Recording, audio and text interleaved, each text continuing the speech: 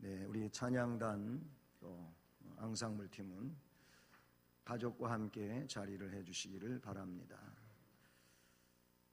할렐루야. 오늘 새해 첫날인데 또 첫 번째 주일입니다. 어떻게 보면은 또 큰 의미가 있는 이런 시작의 날, 2017년도라고도 생각되어집니다. 이미 많은 분들이 새해 첫 시간 송구 영신 예배에 참여해서 이 성전을 가득 메워서 그렇게 예배를 드렸습니다. 하나님이 기뻐하신 줄로 믿습니다. 첫 번째 주일에 또 믿음의 가족이 이렇게 함께 예배 드릴 수 있으니 더 감사한 것 같습니다. 올해는 특별히 주일이 하나가 더 있어가지고 1년 52주로 보통 이해되어지는데 이번에는 53주가 됩니다. 한 번의 주일이 더 있습니다. 주일이 한 번 더 있는 것은 부담스러운 것이 아니고 복된 내용인 줄로 믿습니다. 어쨌든 모든 것을 은혜로 생각하고 복으로 생각하고 그리고 감사하면서 하나님 앞에 영광을 돌릴 수 있기를 주님의 이름으로 축복합니다.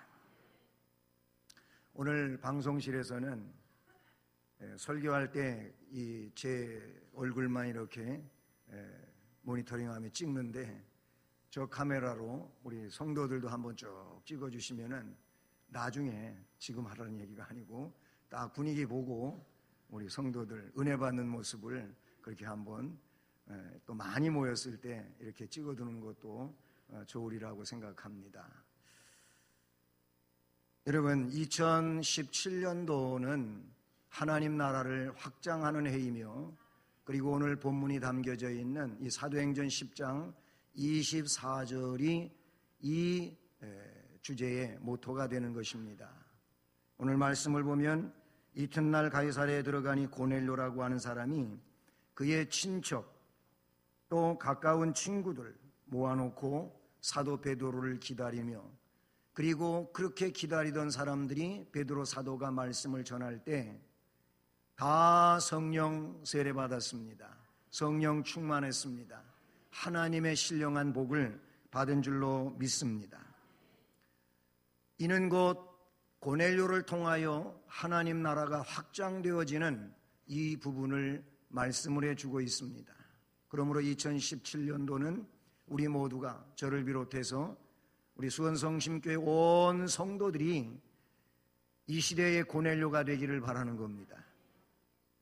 이 시대의 고넬료가 되어서 고넬료가 그렇게 하나님 나라를 확장했던 것처럼 우리 모두도 하나님 나라를 확장하는 이런 은혜자들이 되기를 축복합니다. 그 자체가 하나님의 복을 받는 것이고 하나님께 영광을 돌리는 것이고 진정 믿음의 사람으로서 이 땅 위에서 값진 일을 해내는 그런 일이라고 볼 수가 있습니다. 고넬료는 하나님께서 기억해 주시는 또는 하나님께서 인정해 주시는 훌륭한 믿음의 사람이었다는 점이죠.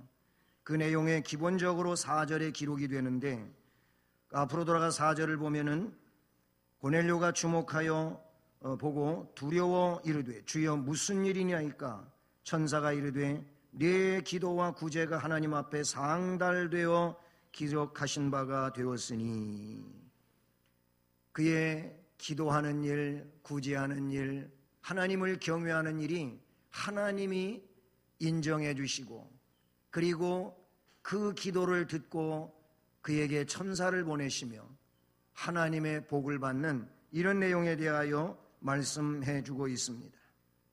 그리고 고넬료는 22절에 내려와서 보게 되면은 집안 하인들에게 그리고 부하에게 존경을 받는 이런 사람이 어디를 가든지 이 주인 고넬료에 대해서 그 부하들이 아니면은 그의 신하들이 이렇게 그를 자랑합니다.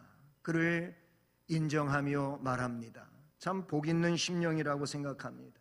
많은 사람들이 그 사람 앞에서는 굉장히 훌륭한 분이라고 그렇게 칭찬도 하고 존경스러워도 하고, 그런데 이중적으로 그 사람이 없는 곳에서는 에이 그 사람 해가면서 그 사람을 굉장히 무시하고, 그리고 깎아내리고, 또 굉장히 안 좋게 이야기하고, 이런 면들이 많은 사람들에게서 비춰지는 모습들 아닙니까? 정작 앞에서는 아무 말도 못하고 굉장히 그 사람을 높여주면서 하지만은 뒤에 가서는 그렇지 않는다는. 고넬료는 그 하인들이, 그 부하가 어디를 가든지 그를 인정해주고 칭찬해주고 존경하는 이런 사람이었다고 하는 사실이죠. 오늘 우리는 이 말씀 속에서 고넬료에 대하여 살펴보면서 고넬료가 행한 일을 이 시대에 할 수 있는 그런 은혜자들이 되기를 바라는 것입니다. 고넬료가 어떤 사람입니까? 앞에 말씀으로 돌아가 보면은 2절에 이렇게 기록하고 있습니다. 2절 말씀을 우리 한번 같이 읽어보실까요? 시작. 그가 경건하여 온 집안과 더불어 하나님을 경외하며 백성을 많이 구제하고 하나님께 항상 기도하더니. 아멘. 그의 신앙의 인격을 여기에 기술하고 있습니다. 그는 경건한 사람이라 그랬습니다. 그래서 그의 경건은 실제적 경건으로서 자기 혼자만의 경건이 아니고 온 집안과 더불어 하나님을 경외한다는 것입니다. 나 혼자만 예수 잘 믿고 나 혼자만 하나님 잘 섬기면 되지, 이런 내용이 아니고 나를 비롯해서 온 집안 식구들이 하나님을 경외하는 이런 내용으로 이끌고 그렇게 주도해 갔다는 사실이죠. 그것뿐만이 아니에요. 이 경건은, 즉 하나님을 온 집안 식구와 더불어 경외할 수 있는 사람은 그 다음에 이어지는 말씀이 그의 삶에 실행적으로 나타나는 일인데, 백성을 많이 구제했다. 하나님께 항상 기도를 드렸다. 이런 사람을 하나님이 어찌 그냥 지나치실 수 있겠습니까? 그래서 하루는 제9시 그 기도 시간, 환상 중에 밝히 보는데 하나님의 사자가 들어와서 고넬료야 하고 고넬료를 부르는 것입니다. 이 말씀 속에서 우리가 생각할 수 있는 것은 영혼을 위해 구제도 하고 기도도 하는 사람이었다는 겁니다. 할렐루야. 그의 구제는 어떤 구제였느냐? 주변 사람들이 인정해주는 구제였던 것입니다. 여러분, 자신과 타인의 영혼을 위해 사는 사람이 되어야 할 줄로 믿습니다. 세상에 살아가면서 내 영혼의 부요를 위해서 살아가는 사람, 동시에 나의 영혼이 귀중하다고 하는 사람은, 그걸 아는 사람은 타인의 영혼의 귀중함을 아는 것이죠.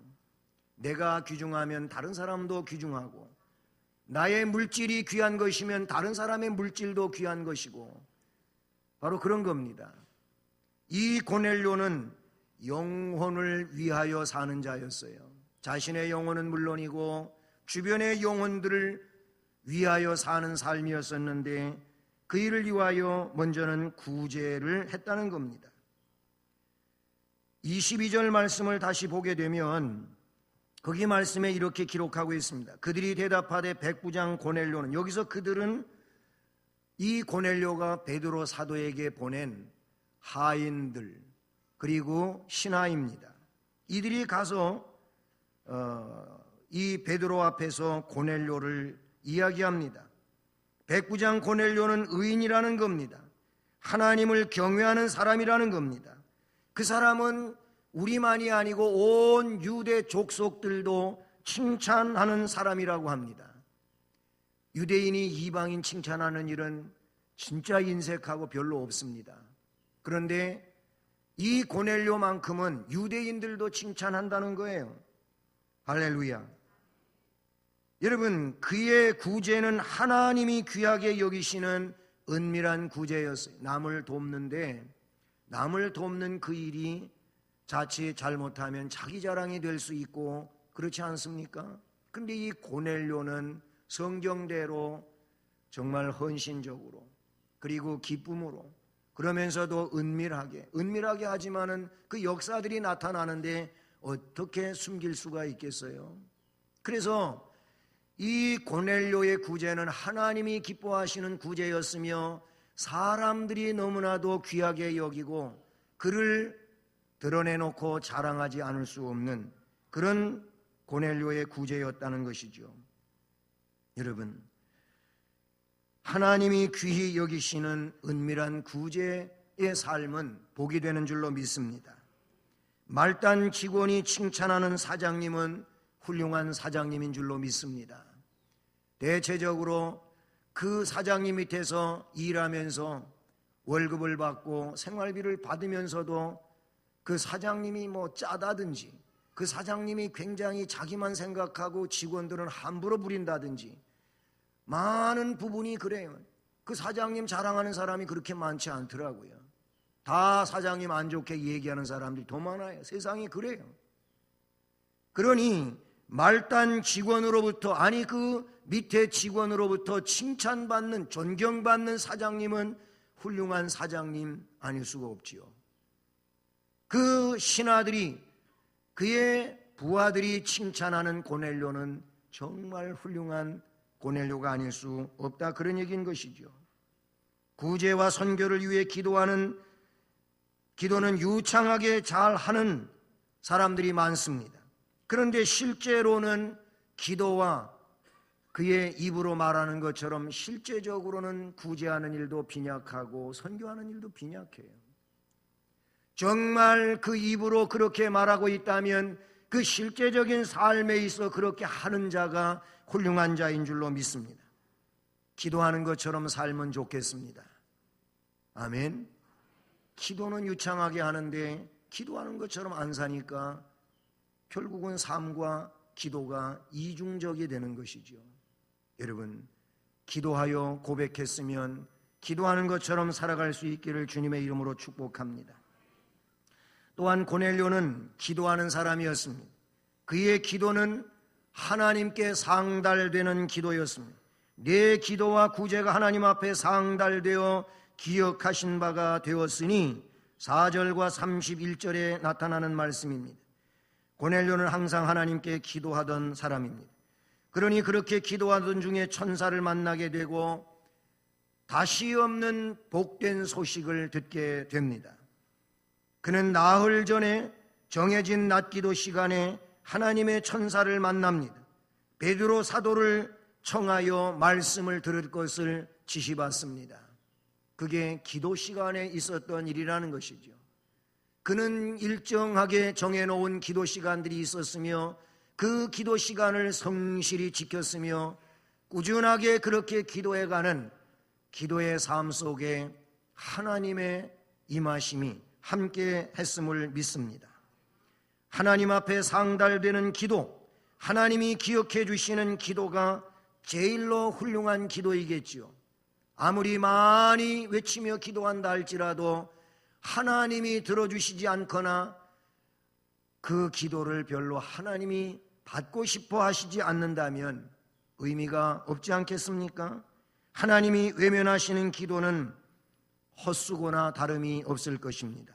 야고보 4장 3절 말씀에 보면은 구하여도 받지 못함은 정욕으로 쓰려고 잘못 구하기 때문이라고 기도의 잘못을 말씀해 주십니다. 정욕에 쓰려고 기도하는 기도는 하나님이 들어주시지 않는다는 겁니다. 구하여도 받지 못한다고 야고보 사도는 말씀해 주고 있다는 사실이죠. 그리스도인들의 삶은 항상 기도하는 삶이어야 할 줄로 믿습니다. 그래서 데살로니가전서 5장 17절은 쉬지 말고 기도하라 그랬어요. 따라서 합니다. 쉬지 말고 기도하자. 아멘. 그게 성경이니까 성경에 쉬지 말고 기도하라 라고 말씀하셨으므로 우리가 쉬지 않고 기도를 하되 고넬료처럼 하나님께 상달되어지는 또는 하나님이 기억해 주시는 이런 기도가 되기를 바랍니다. 그것은 나의 정욕에 쓰려고, 아니 나의 욕망에 쓰려고 하는 기도가 아니어야 할 것입니다. 기독교 신앙은 인간 스스로의 수양으로 만들어지는 것이 아닙니다. 그러니까 막 돌을 닦고 수양을 잘 해서 기독교 신앙이 만들어지는 게 아니에요. 기독교 신앙은 기도 속에 성령의 임재와 성령의 역사와 성령으로 만들어지는 것이 기독교 신앙인 줄로 믿습니다. 뭐 그냥 도 닦아서 하는 일이라면은 그 어느 누가 말한 것처럼 득도를 해야 되겠지요. 기독교는 도를 닦아서 되는 일이 아니에요. 수양 생활을 해서 되는 게 아니고 기도하여 성령으로 충만해져야 될 줄로 믿습니다.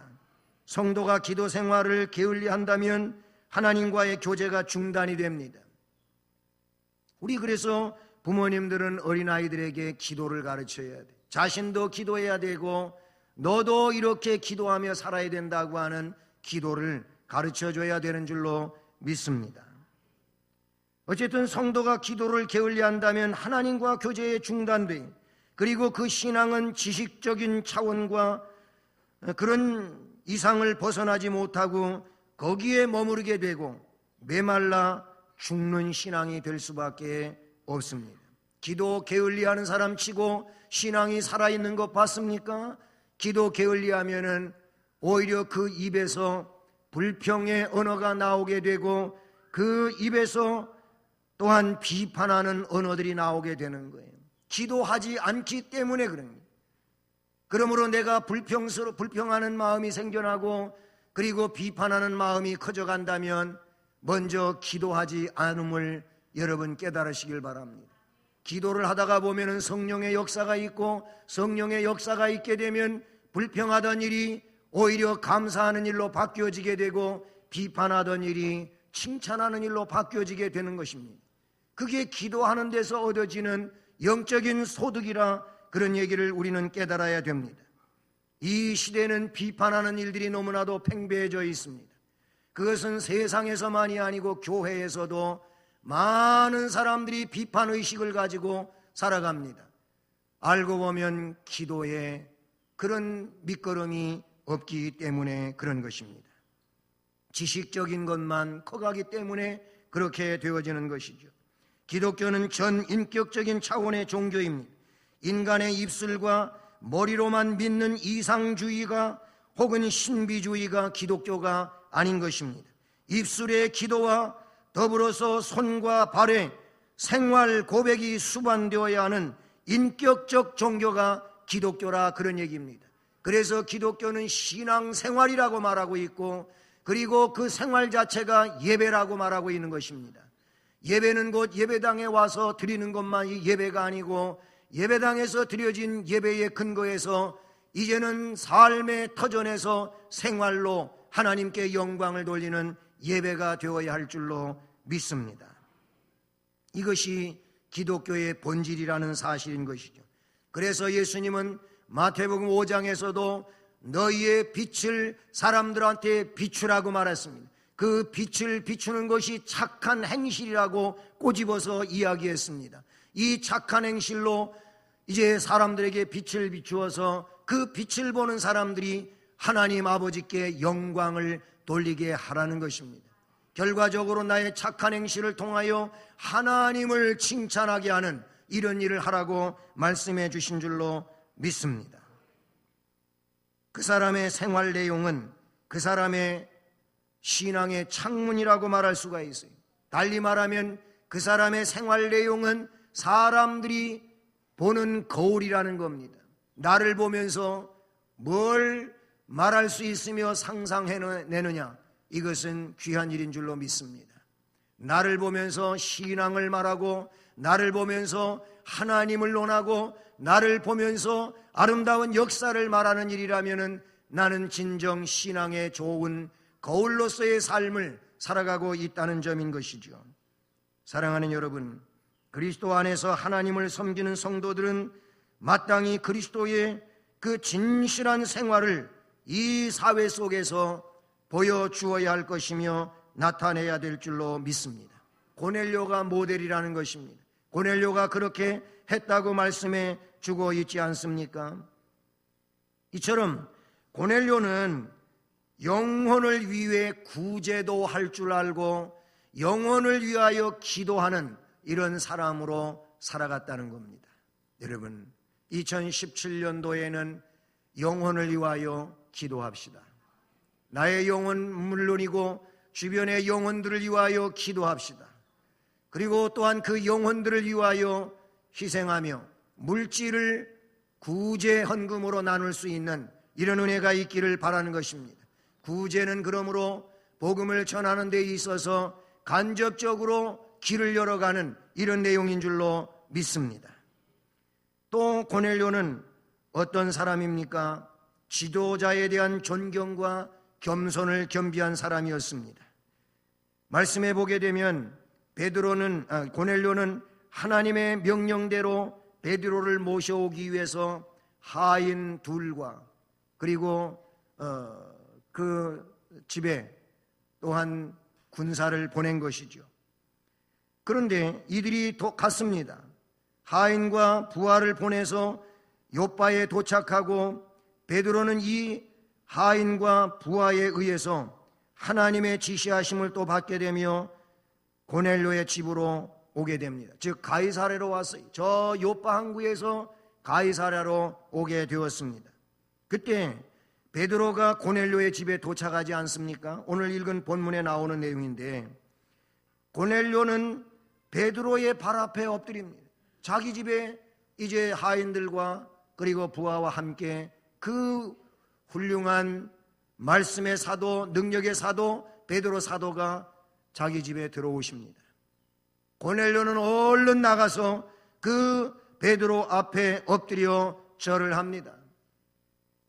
베드로 사도는 그 모습을 보면서 자기도 너와 같은 사람인데 나한테 이렇게 엎드려 하나님에게 경배하듯 나한테 그러느냐 하면서 고넬료를 빨리 일으켜 세웁니다.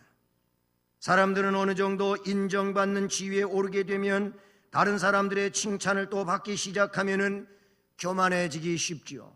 교만합니다. 거들먹댑니다.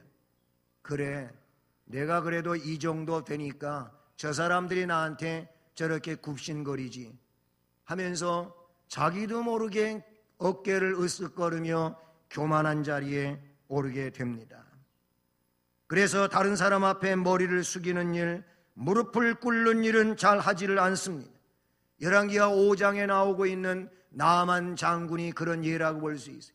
문둥병 들어, 이 나병이 들어서 지금 몸이 짓물러가고 썩어가고 심각해져 가는데 그 병 고치러 엘리사 선지자 앞에 왔음에도 불구하고 겸손하지 못하고 엘리사가 명하는 이 이야기를 들으면서 야, 우리나라에 얼마나 깨끗한 강물들이 많은데 이 요단 강물, 뿌연 흙물 같은 이 물에 들어가서 7번 목욕을 하라고 얼굴도 코빼기도 안 내밀고서 그런 명령을 하는 이 엘리사 되게 못돼 먹었네 하면서 화를 내고 엘리사를 공격하려고 하는 이때 그의 신하가 그를 만류합니다.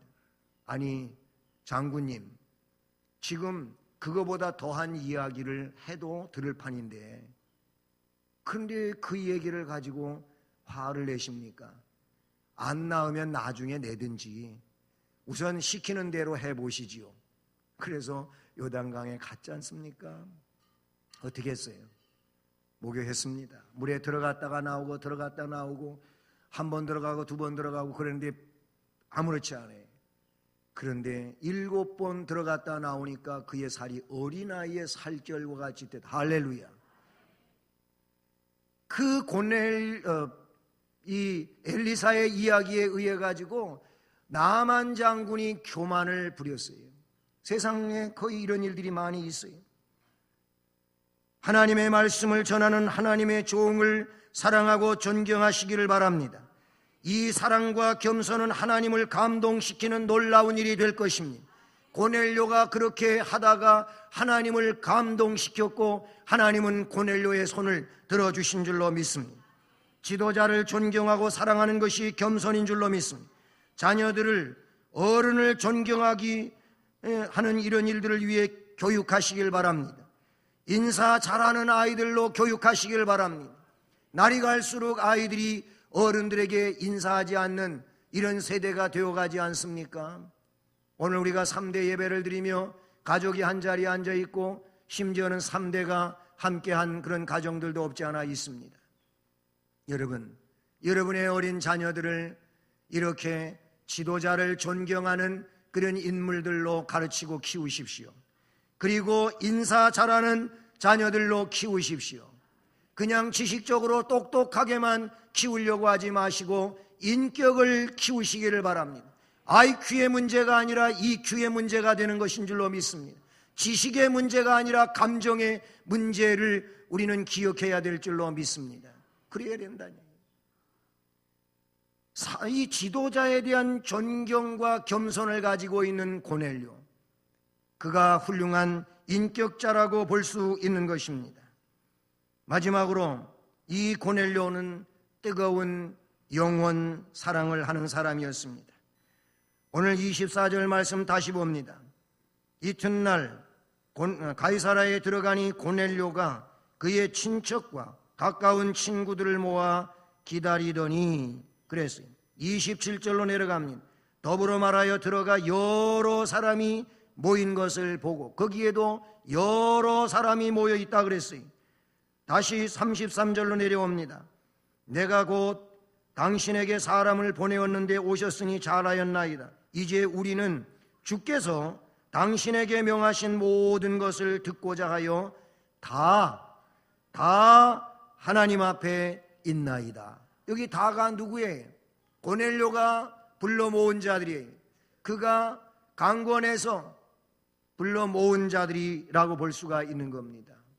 사도 베드로가 오시는데, 그가 오셔서 말씀을 전할 때 그래도 한 사람이라도 더 듣게 하고 싶은 그 영적 욕망이 그에게 있었던 겁니다. 이게 귀중한 일인 줄로 믿습니다. 그래서 그가 불러 모은 자들이 복을 받게 되지 않았습니까? 바로 이것이 고넬료의 신앙관이고 어쩌면 인생관이고 세계관이라고 볼 수가 있는 거예요. 우리의 인생관은 어떤 것입니까? 우리의 신앙관은 무엇입니까? 여러분의 세계관은 어떤 것입니까? 자신과 이웃은 모두 하나님의 말씀을 들어야 할 사람들이며 그 말씀을 들음으로 구원받아야 할 존재라고 고넬료는 깨닫고 있었다는 거예요. 이것이 그의 심령 속에서 사람을 불러 모으는 일을 열심으로 하게 된 줄로 믿습니다.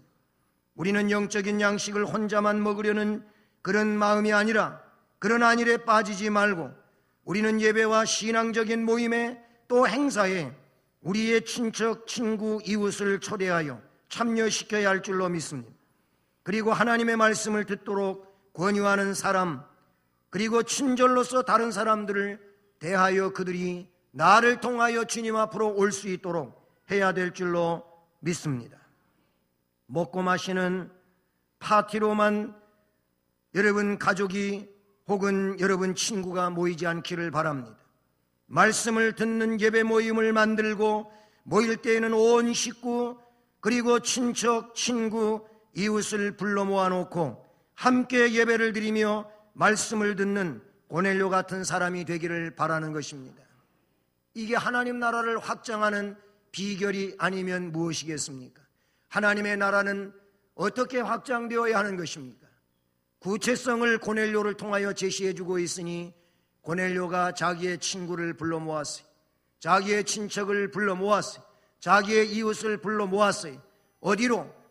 사도 베드로가 오셔서 말씀을 전하는 자리에 불러 모았던 것입니다.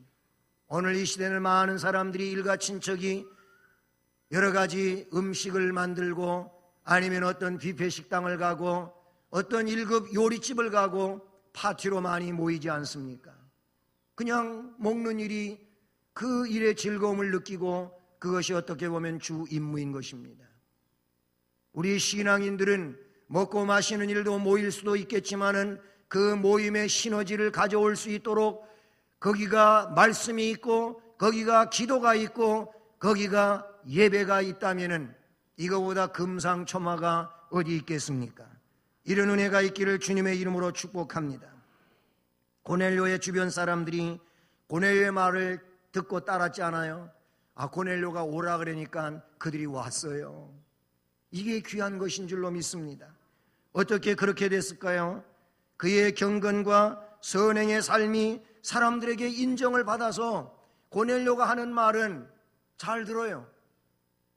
저분이 말하는 것, 저분이 부탁하는 거는 언제든지 들어줘야지 하는 정도예요. 우리가 전도를 할 때 이렇게 관계 전도로서 이웃을 사귀고 그들에게 함께 예배드리러 갑시다, 함께 이 모임에 갑시다 라고 하여 그들이 그렇게 할게요 하면서 즐겁게 따라줄 수 있다면 이것은 그에게 하나님 나라가 확장된 내용인 줄로 믿습니다. 고넬료의 삶은 전도의 효과를 극대화시키는 훌륭한 삶이었다는 점을 우리가 주시할 수 있기를 바라는 것입니다. 하나님은 선행과 기도의 열심, 그리고 지도자에 대한 존경과 전도의 열심을 가진 고넬료에게 복을 주십니다. 할렐루야! 복을 받습니다. 이런 일에 열심을 하고 성실하고 그렇게 믿음을 가지고 나아가는 자들 하나님이 복을 주십니다. 말씀에 보면 이렇게 기록합니다. 베드로가 이 말씀을 할 때에 성령이 말씀을 듣는 모든 사람에게 내려오시니, 여기에서 중요한 것은 모든 사람이라고 하는 겁니다. 베드로가 가서 말씀을 전할 때 고넬료가 불러 모아놓은 그 친구들, 친척들, 아니면 이웃 사람들, 그리고 그에게 예속되어 있는 부하들 다 불러 모아놓고 이제 말씀을 듣는데, 말씀 듣는 모든 사람에게 무엇이? 성령이 임하시니. 할렐루야. 이방인들에게도 성령 부어주심을 인하여 놀랐다 그랬어요. 이들은 다 거의 이방인들이었어요. 이방인들이 모여있는 그곳에 사도 베드로가 성령의 역사에 의하여 말씀을 전하니, 말씀을 전하는 그곳에 성령이 임하셔서 그들이 성령을 받았습니다. 방언을 말합니다. 하나님의 높임을 들음이로라 그랬어요. 성령 받은 사람은 하나님을 높입니다. 이들이 성령을 받고 하나님을 높입니다. 찬송을 합니다. 누가 능히 이런 사람들에게 물로 세례 줄 것을 그 말이요, 세례를 베풀어라. 그래서 이들에게 성령 세례 받은 이들에게 세례를 베풉니다. 할렐루야. 이것은 곧 하나님의 복을 받은 것입니다. 영혼의 문제가 해결된 것입니다. 하나님이 이들에게 영생을 복으로 주신 줄로 믿습니다. 고넬료에 의하여 하나님의 나라가 친구에게 확장이 되었습니다. 친척에게 확장이 되었습니다. 이웃에게 확장이 되었습니다. 부하들에게 확장이 되었습니다. 할렐루야. 고넬료에 의하여 하나님의 나라가 확장이 되었습니다. 2017년도에는 우리를 통하여, 우리 개개인들을 통하여 하나님의 나라가 고넬료를 통하여 확장되었던 것처럼 확장되어지기를 주님의 이름으로 축복합니다. 신령한 복받는 여러분 되시기를 축복합니다. 우리 모두 고넬료와 같이 행함이 있는 믿음으로 살아서 고넬료처럼 전도를 많이 하고 하나님의 나라를 확장하는 2017년도가 되기를 주님의 이름으로 축복합니다. 사랑의 하나님 아버지, 감사